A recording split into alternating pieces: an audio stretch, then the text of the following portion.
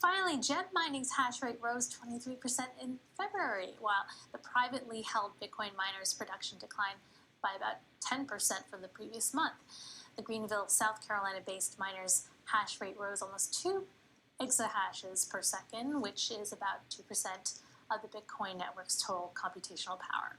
All right, joining us now to discuss is Gem Mining CEO, John Warren. Hi, John. Thanks for joining us. So we're seeing an increase in global hash rate despite geopolitical tensions rising amid the Russia-Ukraine war. Why do you think that is? I think you just see a lot of the publicly traded miners and a lot of the private companies as well that are well capitalized, like Gem Mining, continue to bring on more and more miners. And I think that's going to continue over the next year or two.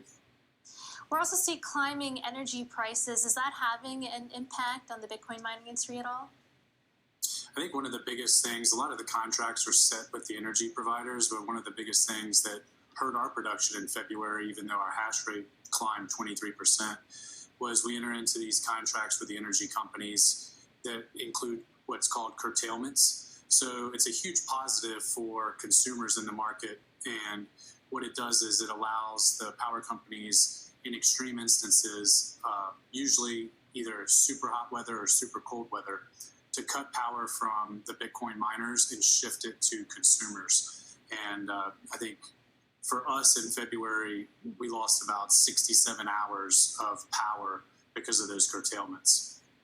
Interesting. You know, President Vladimir Putin, Russian president, he's been speaking favorably toward Russia and its competitive advantage in the Bitcoin mining sector because of cheap energy costs. Any idea how Russian Bitcoin miners are faring compared to those in the United States? Well, I mean, it'll be interesting to see, really overall the mining has shifted in the world once China went offline, and also when Kazakhstan went offline. Mining has really shifted to where the capital of Bitcoin mining is North America and specifically the United States. So I don't think right now Russia is going to have any competitive advantage on almost anything. I think they're going to be becoming a pariah.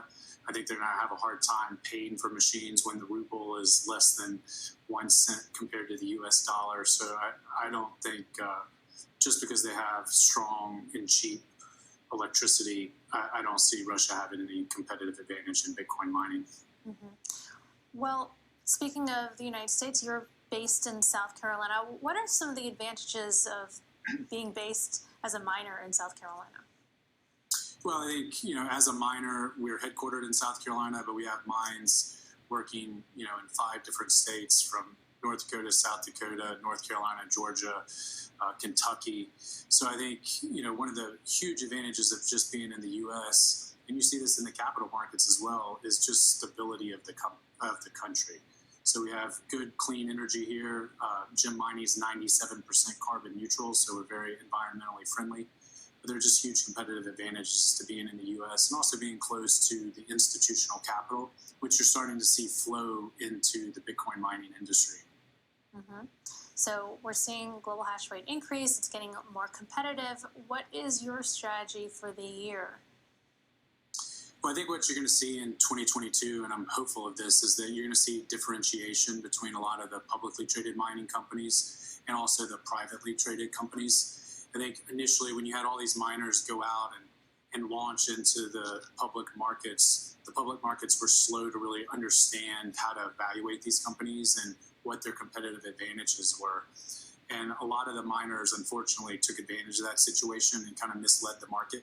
A lot of them, said they had huge amounts of miners coming on at the end of 2022, which really jacked up and increased their valuations, but they couldn't pay for them. Or they could pay for the miners, but they couldn't host them. And I think in 2022, you're going to see a lot of breakout companies who are able to differentiate, who can operate really effectively, but also bring in certain technologies like liquid immersion, which dramatically increases the mining capacity of each miner. So I think that's kind of what I'm looking for in 2022.